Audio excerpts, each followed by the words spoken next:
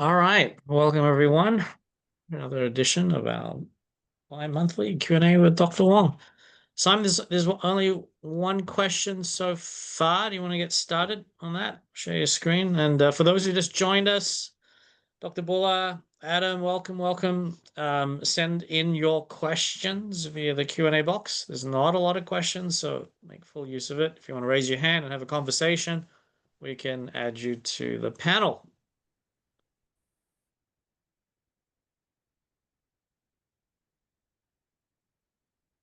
Okay, so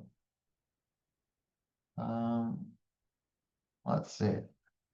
Just got the one question so far in today's session. Could the rapid maxillary expansion be done in children under the age of 6 without doing the lower dental-alveolar expansion, taking into account that myofunctional therapy along childhood can take teeth to occlusion?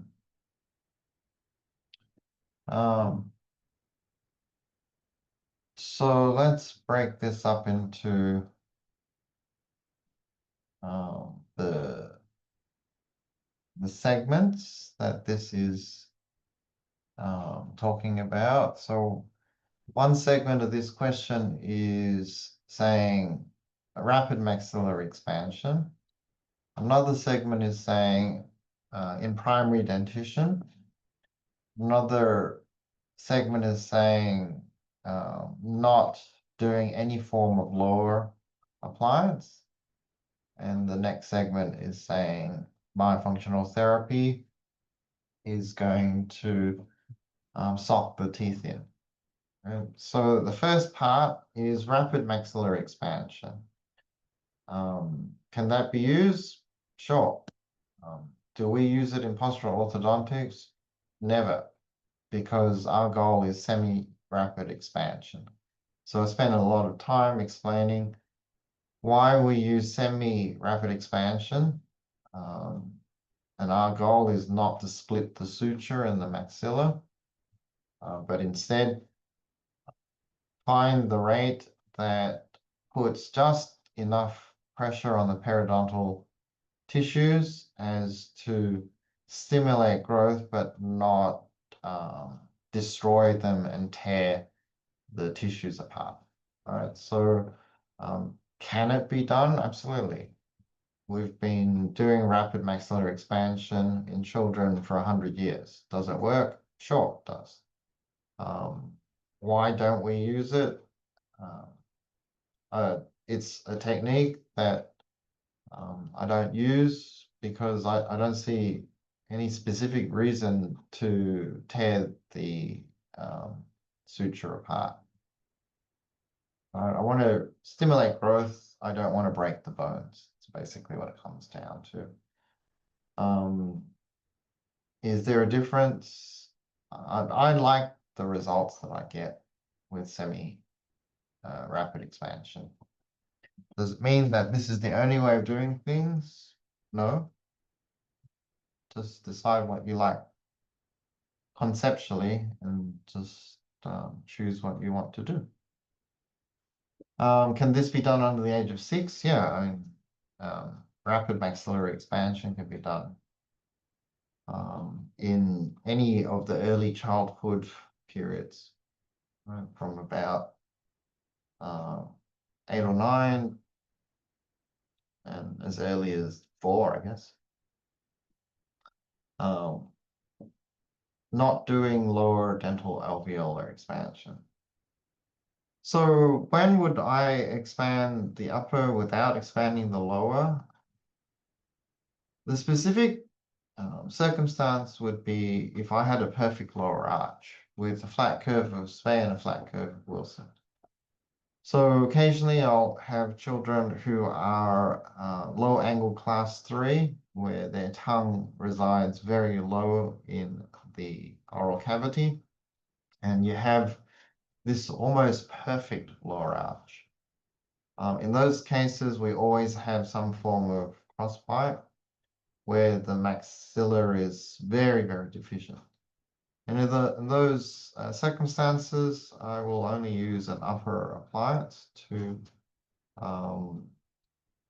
provide the right balance between widths of the upper and lower so that the bite can sock in nice.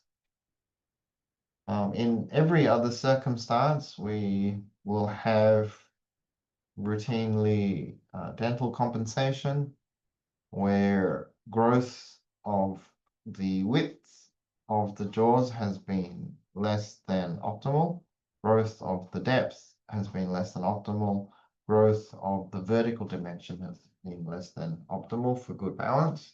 However, survival being the overriding mechanism of life, dental compensations will have occurred so that there is some semblance of socked-in occlusion for a function. When we expand the upper without decompensating the lower, then you can never really achieve any real dimensional change other than correcting a crossbite. So if your goal is just to correct a crossbite, then absolutely, you can just develop one arch. If your goal is to improve the balance of growth and jaws, other than that one circumstance of a low angle class 3, I will always be developing both arches. We decompensate the lower arch until it is flat, perfect Wilson and Spey. And then we continue to develop the upper so that the two arch forms can match together in a socked-in relationship. Third part of the question is, will my functional therapy in children take teeth to occlusion? Well, my functional therapy can only bring a bite into a socked-in occlusion if the two arches are matched in a way that there is an occlusion. All right, so if you develop width in the upper without unraveling the compensated relationship of the lower, then you lose the compensation correction and you may never get an occlusion. That's been my experience. Another question, when we consider expansion of upper and lower arch, you advise to take support till secondary primary molars. Any specific cellular or physiological reason behind it? I'm not sure I understand the question. When we consider expansion of upper and lower arch, you advise to take support till second primals.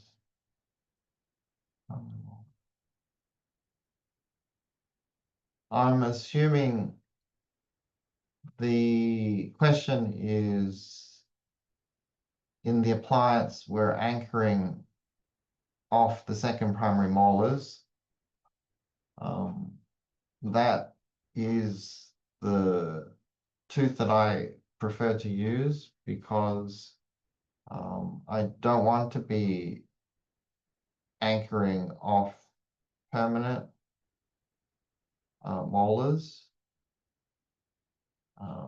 because I want, for a couple of reasons, I want the second primary molar because it's usually still a middle tooth in the arch. There's usually a 6-year-old molar behind it. And that provides for a more stable appliance with less issues with resistance form. So that's a biomechanical rationale.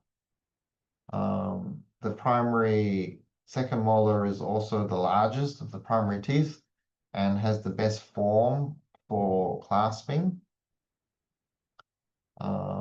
It is also the tooth that will usually, the middle tooth that will stay the longest in the mouth because the primary first molars exfoliate before the primary second molars, so I have more time to work with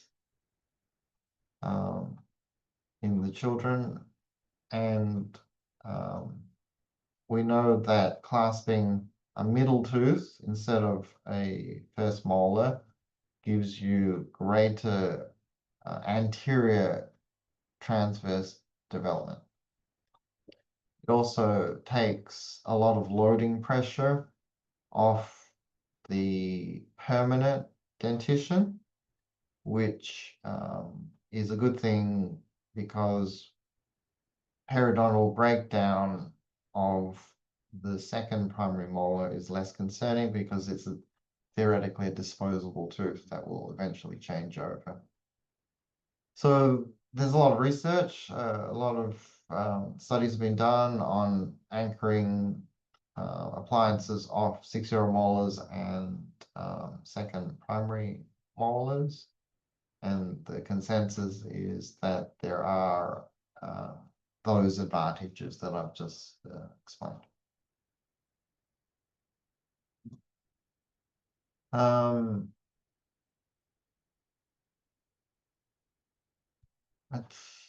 That's it so it. far. Any other question?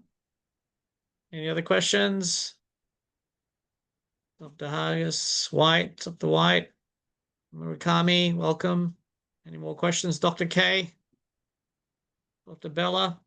Don't be shy. You can raise your hand if you want to join us on the panel and have a conversation instead. This next 30 odd minutes is for you guys to look at other questions come through. Thank you, Dr. K. Let me just copy and paste that in there. Here you go. Okay, next question. Sometimes we come across upper and lower second molars erupting buccally compared to first molars. Is this because of genetic expression?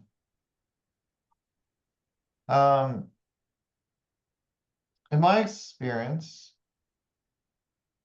a lot of upper second molars will erupt buccally, but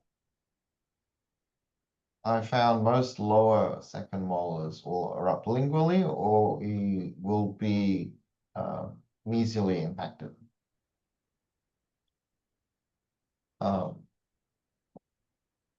I suspect the eruption path for these teeth is determined by the amount of space that's available for them.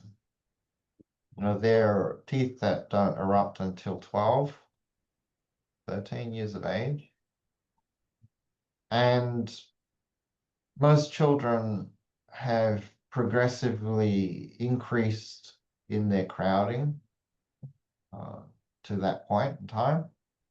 And by that time in their growth and development, they have no room for their incisors, they have no room for their canines, and they don't have any room for their second molars.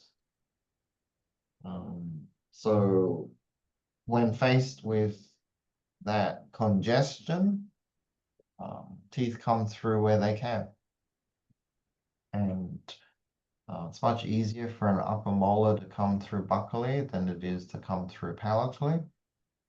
And it's much easier for a lingual second molar to come through, a lower second molar to come through lingually than it is to, and also mesially inclined than it is to come through well aligned.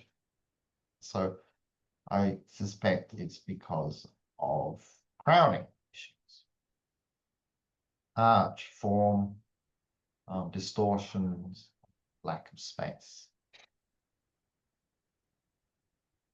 All right, next question. I am confused on when we are done with our phase 1 trim. I would like to tell each patient very clearly up front when we will be done with treatment. So depending on the age, we start each case. When can we say we should be done? For example, if we start 5 years of old for crossbite correction, we're done at when the sixes are up. If we start at 7 years old, we're done when all the incisors are in. So this would be 24 months plan. What about retainers? It should be super helpful if you could specify a basic treatment outline for each age. So one of the things that we have to understand is your treatment has specific goals, right? So setting those goals will help you determine at what point you've achieved those goals, and then at what point you finish. So phase 1 is an orthodontic vernacular, which is pre-treatment to the lead up of phase 2, which is fixed braces at 13. So phase 1 is any treatment done before 13 to reduce the severity of things that need to be managed at 13. So when we have that as a goal in mind, knowing that in the first phase, we are arch developing, and in the second phase, we are correcting for alignment and correcting for mechanics, right? So AP correction, a vertical correction. So phase 1 is very straightforward and clear cut. You make a decision about what you want to do prior to the full permanent dentition that will help you in your full permanent dentition treatment. So if a child comes in and they're extremely crowded, or they have a crossing of the bite, then your phase 1 will be explained in your treatment planning as to, I want to develop the arch and I want to correct the cross bite or whatever you want to do. When you have done that, then you are effectively finished your phase 1. And then you will allow whatever to happen. And at 13, when all the teeth change over, then you step in and you put your fixed braces on. So in setting specific timelines and goals, you just have to make a choice on what you're trying to do in your phase 1.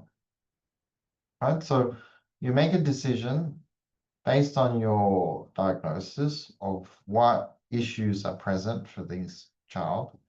You make a decision about how you're going to fix their malocclusion at 13, all right? What system you're going to use, the braces, the Invisalign, nothing, whatever, right? And then you make a decision, well, at this age that I'm seeing the child, what do I want to correct? And when you make that decision about what you want to correct in phase 1, then it's very easy to set a timeline goal, right? If you are trying to correct a crossbite, you make your measurements and you decide, well, what amount of width do you need to achieve to correct that crossbite? Let's say it's 5 mils.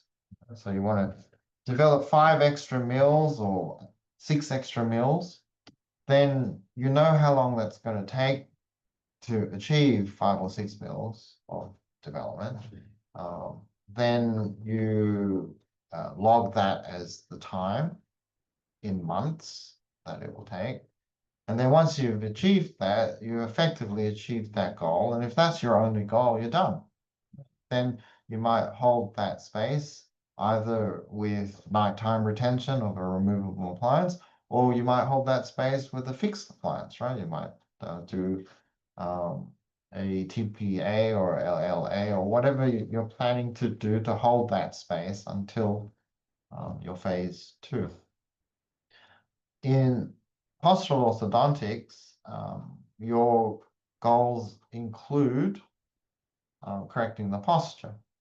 Correcting the posture requires the change of habits.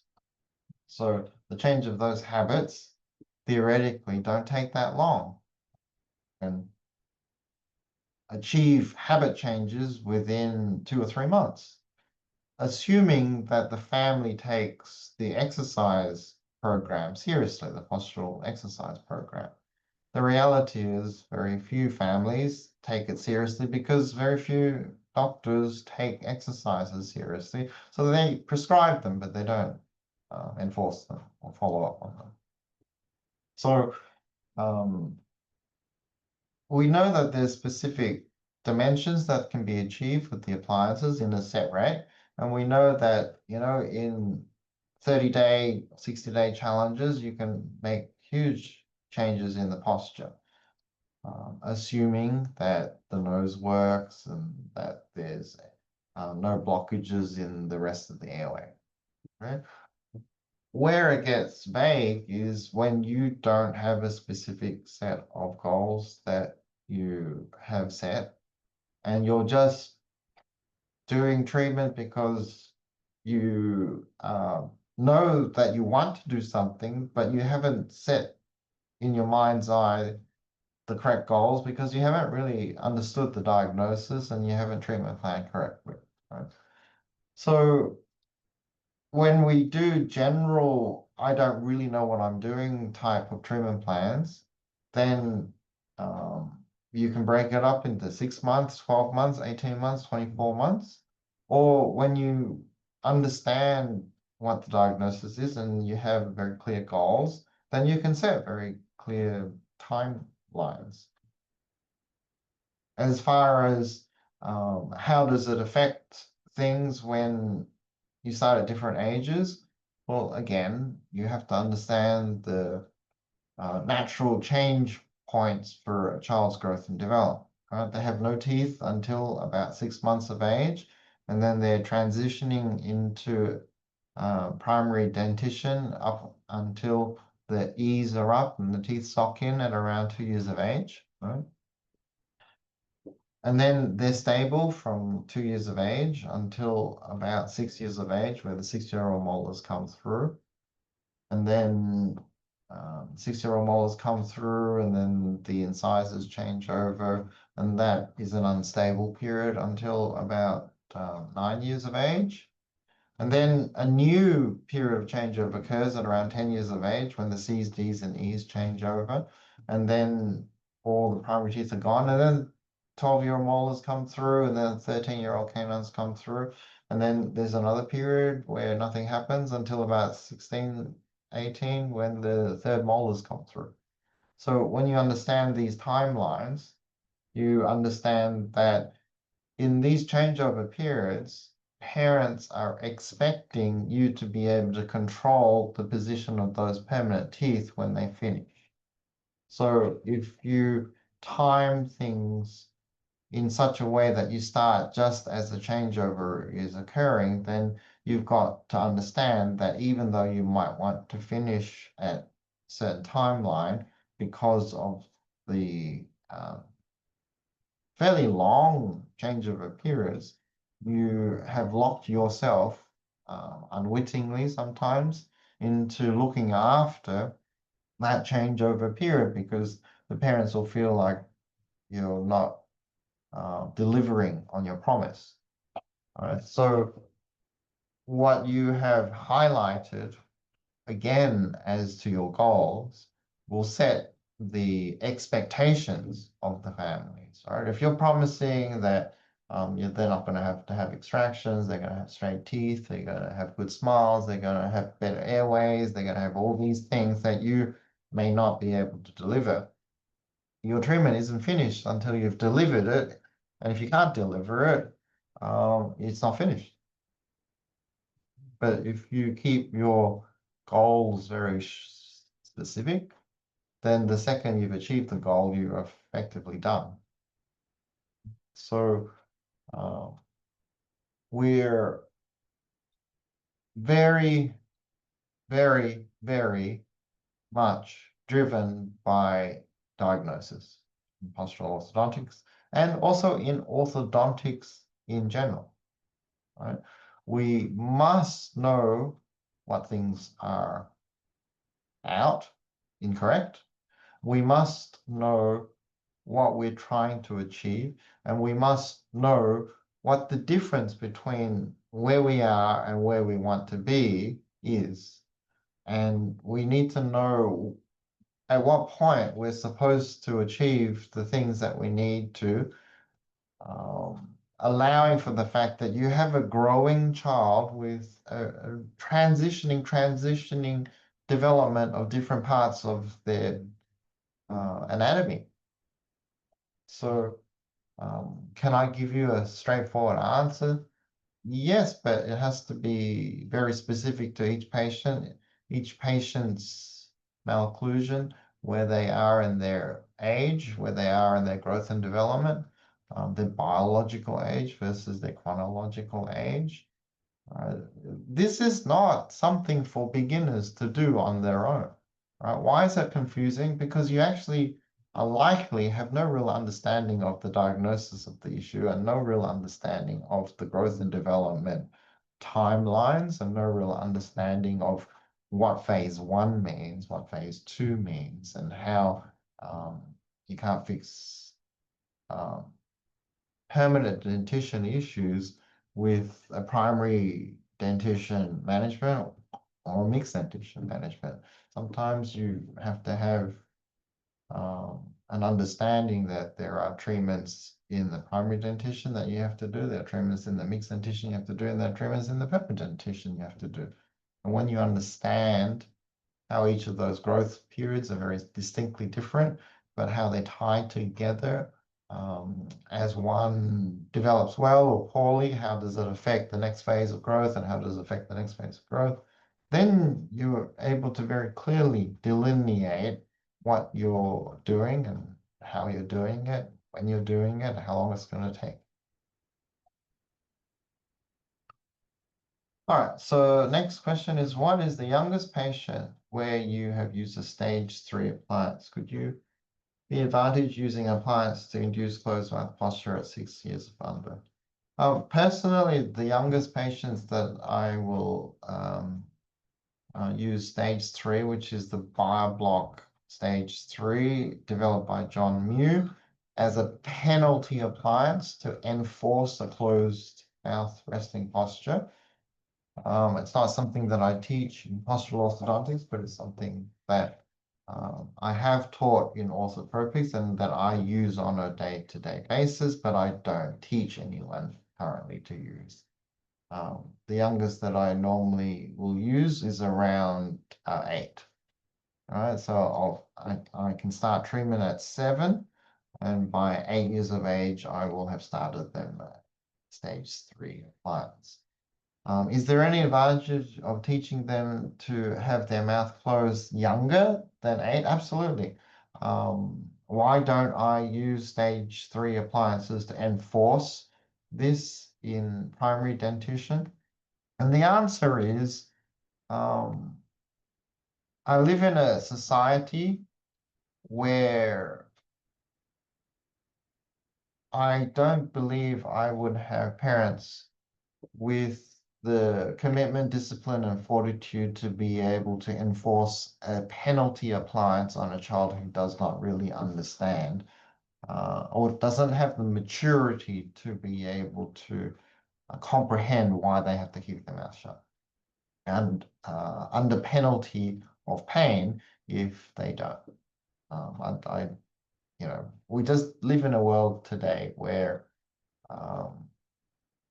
punishment is no longer accepted as something to be championed.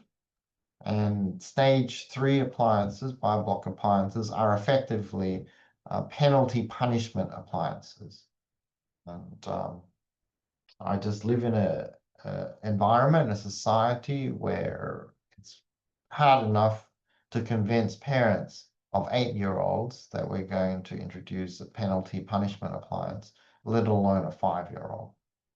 Right, so by all means, I understand that John Mew and Mike Mew and other orthotropists in the past have been happy to use it, but I would probably caution everyone to understand that in the past we were allowed to punish children and we were encouraged to punish children.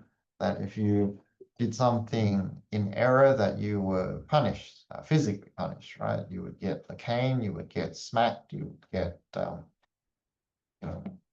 a physical reminder where pain was the reminding stimulus. I don't think that today it's something that can be easily undertaken. All right. But hey, if you can do it for your own kid, by all means, go for it, right? Nothing gets the point across quicker than physical pain. Children with allergies. They see the allergists get the list, dairy, milk, grass, etc., and they get their sprays, but they still mouth breathe. How do you help these kids? What hurdles do you tend to find with this population, and how do you find is the best way to treat them? Do you find the parents are really compliant with changes that need to be made for the allergist ENT? How can we confirm? Thank you. So allergies is the single most biggest hurdle that we have to get children to rest with their mouth closed. So allergies affect clarity of nasal breathing, and when your nose doesn't work, you're going to use your mouth to breathe. And until your nose works, you're going to breathe through your mouth. And breathing through your mouth is not conducive to resting with the mouth closed. So how do we resolve that allergic response?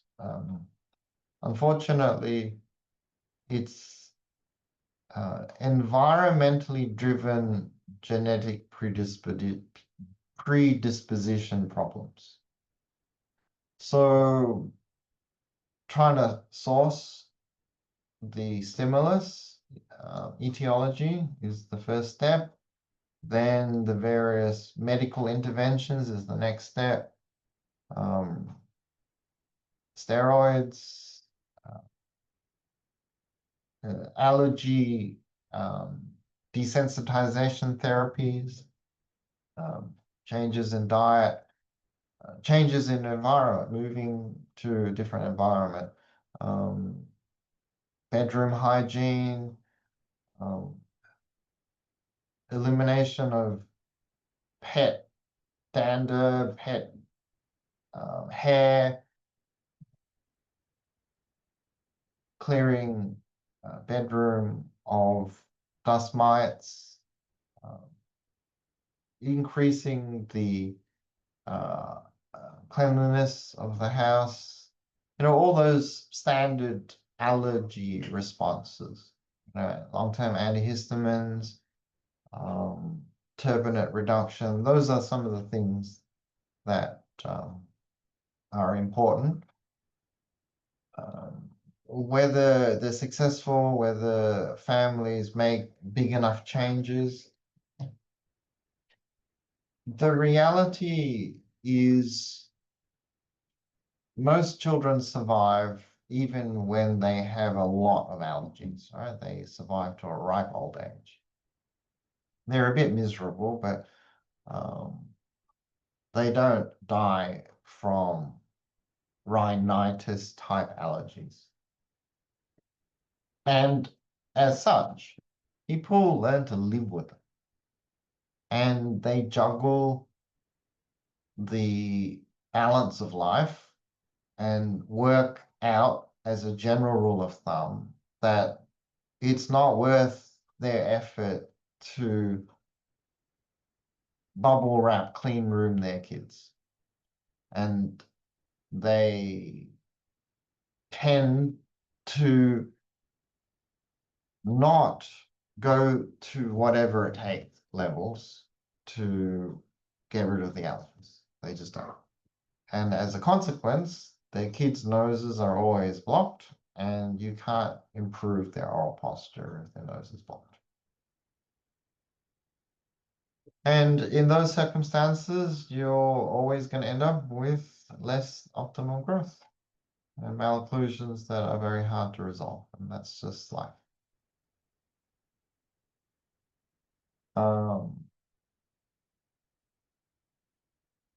Those who you do resolve with the allergies, get the nose working, only a third of the children organically, naturally close their mouth and breathe through their nose, even if their nose becomes clear. They've learned that more air comes through the big hole than the two little ones. And even when the allergies are controlled, they will still continue to mouth breathe because it's easier. And in those circumstances, then we have to work hard to train the families to encourage their children to nose breathe. And, so you've got lots of hurdles, right? Allergies are an immense hurdle, and it takes years because rarely is rhinitis allergies life-threatening. And because they're not life-threatening, they're parked in the too hard basket. We have other battles to fight, and this is just not worth our effort. And they still want, the malocclusion dealt with, but we are always on the back foot because the kids got their mouth open all day long, and they're not prepared to do what it takes to make the changes. And half of that is that you have to move. You have to move from your location. You have to move house, to move suburb. You have to move state. And then when they move, they can't come to see you. So yeah, so big problems, absolutely.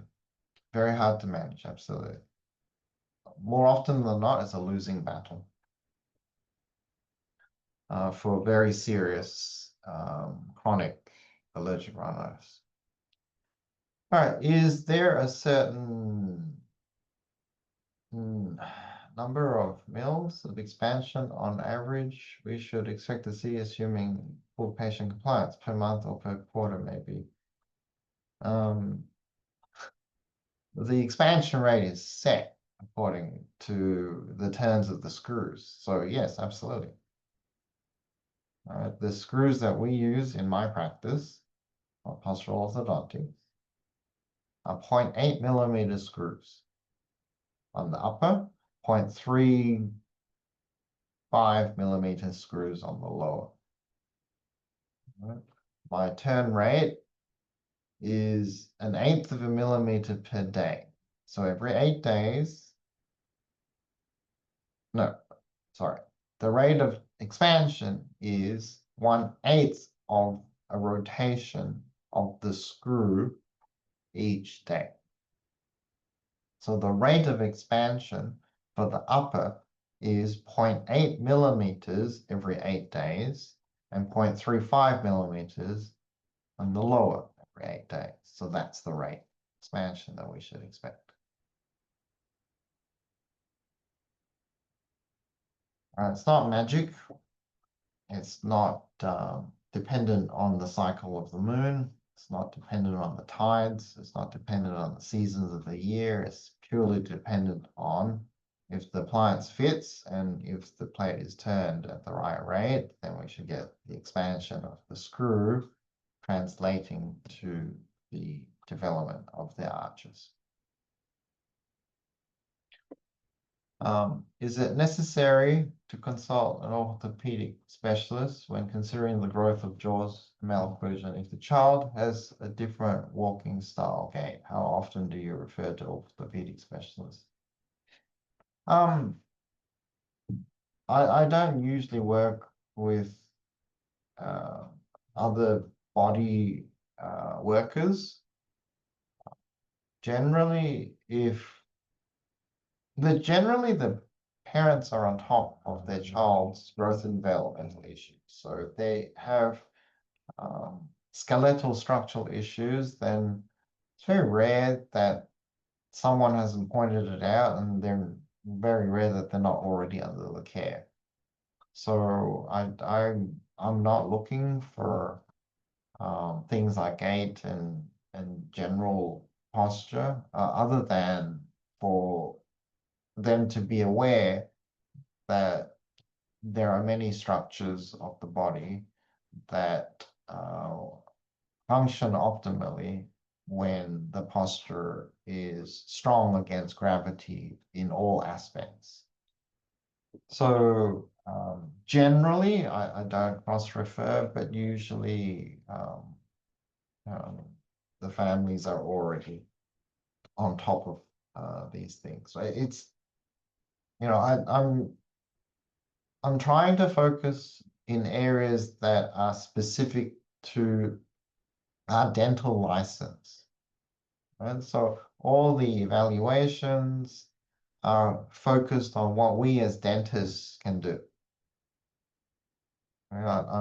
I don't have the time, energy, or inclination to expand the scope of dentistry outside of licensure, because it just adds in a complexity that is often indefensible, because we're not licensed to look at these things. So generally, no. All right, so I think that brings us to the end of our session for today. So thank you very much for sharing your questions with the group and letting me have the opportunity to answer them. Thanks, Simon. Fantastic. There's a Thank couple of you. announcements. In 2 weeks' time, we normally have this every 2 weeks. We have a special guest, Dr. Kevin Boyd, a very well-known pediatric dentist, will be joining us. Him and Simon will have a discussion for the first 30 minutes. I think the topic has been settled, something interesting, geriatric medicine for pediatric dentists. Interesting topic. So first 30 minutes will be Kevin and Simon having a chit chat on that topic, and then we'll open up to questions for Simon, another 15 minutes. But we're starting a little bit earlier. It's 30 minutes earlier than the usual 9 p.m. Central Time. So we'll be starting at 8:30 p.m. Central Time. So if you want to catch Kevin Boyd, he'll be on for the first 30 minutes. May or may not stay on for the remaining 15, 20 minutes. So do register. We've got the registration link there. It's free, of course. So instead of having our usual 9 p.m. Central to 9:45 p.m. Central session with Simon, it will be half an hour earlier. All right. Thanks, Simon. Also, I Bye-bye. just want to bring up, a lot of these questions that you have can be answered with our new AI. And I don't know whether you guys are familiar with our AI software that we've set up. It's in beta. Let me share the link. It's where you guys register every 2 weeks. But let me just share something that might be of interest. Now, this link here, as you can see, we call it Ask Dr. Wong because it's actually an AI chatbot. So we fed 1,000 pages of transcripts, right? 1,000 pages. We had about 5 or 6 two-day intro programs over the last 5 years, and we fed the full transcripts of these two-day programs with Q&A sessions all included into the API of ChatGPT. All right, you can feed it, and it uses that amazing AI technology from ChatGPT to then help you answer your questions if they were hopefully they could have been covered. For example, right? A lot of people, I wanted to ask my brother, why do so few dentists do lower arch expansion, right? My brother initially said they just generally don't believe the lower arch can be expanded as the mandible doesn't have a suture. I'm not a dentist, right? I don't know what that really means. And then he continued, all upper expansion is done via sutural expansion. That was his answer to me on WhatsApp, right? I just asked him that quick question. I was just curious. So then I fed that question into our AI technology. I just kind of rephrased it. The dental profession in general doesn't believe the lower arch can be expanded as mandible doesn't have suture. All upper expansion is done via sutural expansion. So how does partial orthodontic manage to expand the lower arch? This is a great question. In general, it's true the mandible is considered a single bone without suture like the maxilla, so traditional thinking says it can't be expanded. However, partial orthodontics approaches lower arch expansion differently. And actually, I won't get into, I mean, you can read this on your own, but basically saying the lower Wong Stage 1 expander is a removable appliance. And instead of trying to split the suture, it expands the lower arch by gently widening the dental alveolar bone. I kind of get that as a layperson, as a parent. The part of the jaw that holds the teeth. And the expansion works by uprighting the curve of Wilson.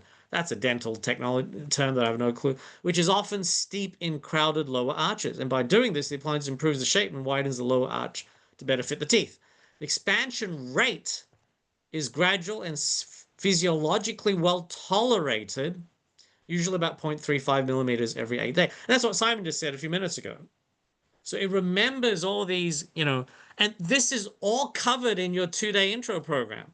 The problem is most of you have not downloaded the 500 pages of slides and practice templates and protocols, and you have not memorized, well, to some, it's not a lot to memorize, but a lot of it's covered in the 2-day program, but you forget it, right? And a lot of you have, perhaps purchased some of the advanced training. A lot of it's reiterated and going in a lot more depth, advanced training. So my point is, you can ask a quick question using the ChatGPT. Now, it is in beta, right? So we say to you, it's in beta. There's 2,000 pages of transcripts fed into the system. There will be errors, right? This is for, you could say, educational entertainment purposes. You can get clarity by going through your notes if you've purchased the 2-day program, or you can jump on these calls to get further clarification. Make sense? So there's a disclaimer. Don't use this to practice partial orthodontics, but it can give you some relatively quick answers. It sometimes goes walkabout and hallucinates and grabs things from the internet, and it may not be what Simon would say. All right, that's the proviso. But 90% of the time, it's reasonably good, right? So if you want some quick answers that was covered in the 2-day program. Now, we have not fed it the hundreds of hours of mentoring protocols or any of the advanced training into the system AI yet. And Simon says just stick to the 2-day literature and training, because that's he's just worried that the IP gets stolen by ChatGPT. But supposedly they keep it all within this closed system. Anyway, it's just something I thought you guys should be aware of.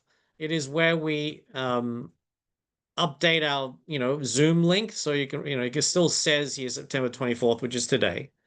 And my team will update this by tomorrow, and then they'll say the next 45 Q&A will be Wednesday, October 8th, right? But it will be at 8:30 p.m. because we're going to have Dr. Kevin Boyd as a special guest, and he preferred an earlier start, which is more than fair enough. So do make use of the AI for quick answers, albeit prone to some error. But yeah, anyway, and then do join us in 2 weeks. If you can make it, that'll be wonderful. And one final announcement for whoever those still here. We've got our early bird ending next Tuesday, I think it is, end of the month. Our next 2-day intro program live with Simon is November 7th and 8th. Right, it starts at 2:30 p.m. Eastern, New York time, for 7.5 hours, both days. It will be recorded. If you are a guest tonight, we encourage you to join our full program, and some specials happening right now before the end of the month. It includes Kevin will be joining us live on day 2 for 90 minutes. Dr. Amanda Wilson, Professor Narinder Singh joined us last year. We're including the recordings of last year as a free bonus. So as soon as you join, you get instant access to our event from September 2024 at the Hilton, New Jersey. It was in person. It was at the hotel. It was about 60 people in person, another 100 online. And so that's included. So you can get started straight away and you can see it as a warm up, go through the core training, and then once again, you can experience it live for 2 days in November. As I said, it includes over 500 pages of IP. Simon's included a lot of information, and some of you would more than agree. And obviously, if you need extra support, there is advanced training, there's mentoring, there's case supervision, where you can submit cases, the full X-rays, Ceph analysis, and whatnot, and get Simon to mentor you every couple of weeks, going over your cases. But anyway, for those who want the 2-day intro with very detailed protocols, so those who are orthodontists or experienced early interventionists, you can actually just run with it right after the 2-day program. If you're experienced enough, you can get some really good information. Otherwise, it's a 2-day introduction to a much longer, 12 to 18-month program for those who want to really delve deeply into early intervention. On that note, that's about it. So there's a few of you still on. If you want to ask any questions about the upcoming event, we do have country special. So if you're not based in the US, we can give you quite a big discount. We do have people from Malaysia, India, South America. So just send us an email at info@straight-teeth-natural. I'll give you my email. I'm Dr. Wong's brother. Don't get confused when I say this is Keon Wong and people say Dr. Wong. I am not a doctor. I'm not a dentist. I'm just my brother's younger brother who does all the business side of things. So feel free to email me, info@straight-teeth-naturally.com. Ask for country specials. Mention which country you're based in. If you want a refresher, I think it's only 197. If you get a free, you get a ticket to the next event in November, etc., etc. So anyway, for those of you who have already joined our advanced program, and I'm not going to mention names, and if you haven't logged in and if you need any help, email me and I can jump on a Zoom call and help you navigate our online learning platform. If you've forgotten your password, if you just haven't had a chance to, you forgot what order you should be going through the training, please do reach out. We're here to help and get you back on track. That's about it. Any questions about anything? 6 takeaways from the meeting. Okay, thank you. I think Dr. Harbour's AI platform itself is summarized our event. Well, thanks for doing that. Now, we will be uploading the transcript of tonight's event and the recordings on our YouTube channel tomorrow. Our team normally gets that done within 24 hours. So if you missed part of it, we will upload it into our YouTube channel. And if you're not sure where our what our YouTube channel lives or what the link is, let me just quickly give that to you. So you can watch whatever you missed. Here is the channel. I'll just give you the link.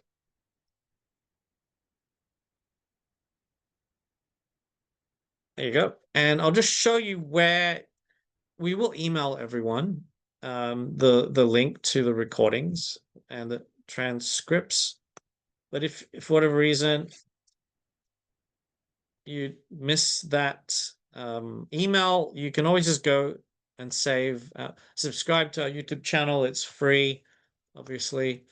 And we have a section right down the bottom. Ask Dr. Wong fortnightly, Q&A webinar, bi-monthly, fortnightly, every 2 weeks generally.